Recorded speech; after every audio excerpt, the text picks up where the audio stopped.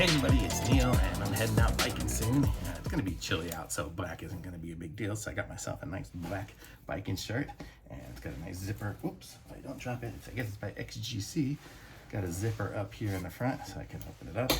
And I like this one because in the back it's got a few pockets. It's got three, I think it's got 3 pockets, that's what I got. So 3 separate pockets. I can put different things in each one, have them easily accessible. Let's try it on and see how it fits.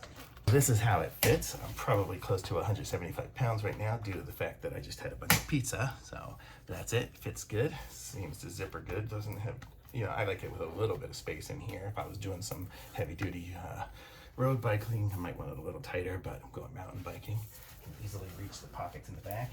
And it's nice and long in the back, so it'll be down if I lean over. Not gonna show everything. So I'm gonna say this is a nice looking shirt. So, thumbs up from me. Links in the description. Like this video, subscribe to my channel, and I'll be back with some more reviews soon.